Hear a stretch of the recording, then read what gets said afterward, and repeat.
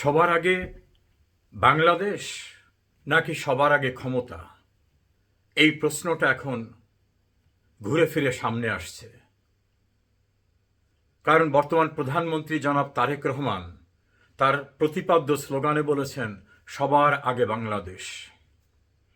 তার পূর্বে যিনি ক্ষমতায় ছিলেন ডক্টর মোহাম্মদ ইউনূস, তিনি বলেছিলেন বাংলাদেশ কারো কাছে যাবে না, বাংলাদেশের কাছে সবাই চলে আসবে। এই দুটি প্রতিপাদ্য বিষয়ের বাস্তব চিত্র কি, সেটা নিয়ে আজ খুব সংক্ষেপে কয়েকটি কথা বলব। ত্রয়োদশ জাতীয় সংসদ নির্বাচন অনুষ্ঠানের মাত্র 5 দিন পূর্বে তড়িঘড়ি করে একটা নন ডিসক্লোজার এগ্রিমেন্ট হয়েছে বাংলাদেশের সঙ্গে আমেরিকার। কি দরকার ছিল? 5 দিন পরে তো একটি নির্বাচিত সরকার আসবে, কেন এত তড়িঘড়ি? বিশ্লেষকদের বক্তব্য, যে শর্তে যে চুক্তিতে ইউনূসকে একটি রাষ্ট্র ক্ষমতায় বসিয়েছিল, তাদের সেই শর্ত, তাদের সেই চুক্তি পূরণের জন্যই এই এগ্রিমেন্ট করা হয়েছে। এই নন ডিসক্লোজার এগ্রিমেন্টে সবচেয়ে বড় উল্লেখযোগ্য বিষয়, আমেরিকার থেকে বোয়িং অর্থাৎ বিমান সহ অপরাপর সামগ্রী কিনতে হবে এবং কোনো দর কষাকষি করা যাবে না। তারা যে দরে দিয়ে দেবে, যে মূল্যে দিয়ে দেবে, সেটাই কিনতে হবে। আমাদের প্রয়োজনীয় সামগ্রী বৃহৎ রাষ্ট্র চীন এবং রাশিয়া থেকে আমরা কিনতে পারবো না তাদের অনুমতি ছাড়া। অর্থাৎ আমার মাথার উপরে তার সার্বভৌমত্ব, তার হুকুম, তার খবরদারি, আমি তার গোলামিতে।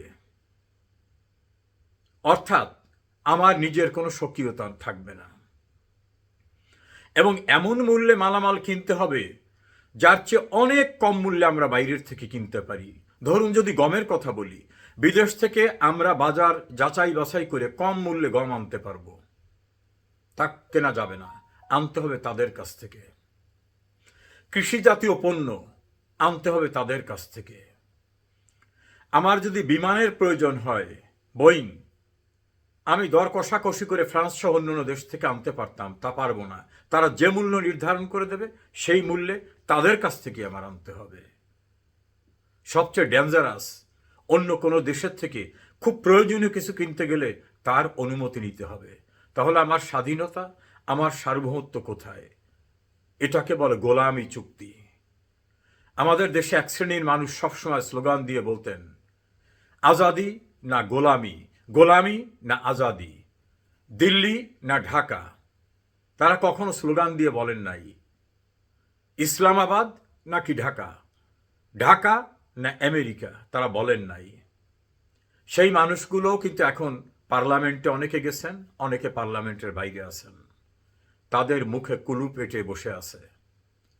তারা কেউ বলছে না যে এ জাতীয়টা ভয়ঙ্কর চুক্তি নিয়ে টেলিভিশনে, পত্রপত্রিকায়, বিভিন্ন মিডিয়ায় আলোচনা হচ্ছে, এটা সংসদে নিয়ে আসা হোক। সংসদে আনার জন্য বিধান আছে, একটা নোটিশ দিলে এটা নিয়ে আলোচনা করতে সংসদ বাধ্য। কেউ কথা বলছে না, না জামাত ইসলামী, না এনসিপি, না অন্যান্যরা।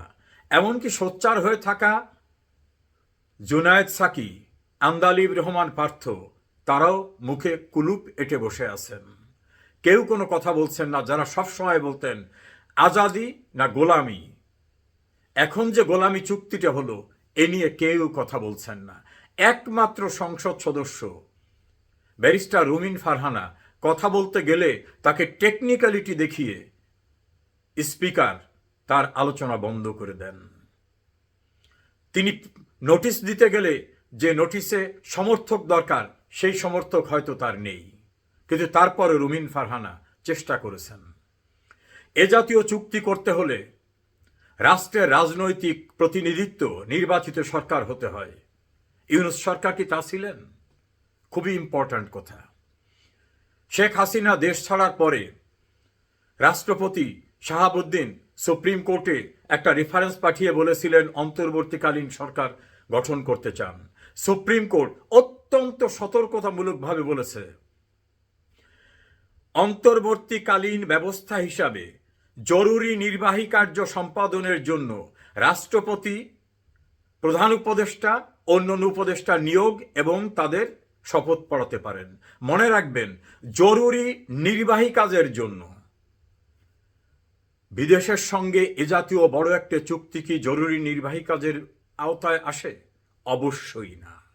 তার কাজটা ছিল রুটিন ওয়ার্কটা, যেটা আর্জেন্ট এক্সিকিউটিভ ফাংশন, কেবলমাত্র সেটা তার বাইরে গিয়ে করেছেন।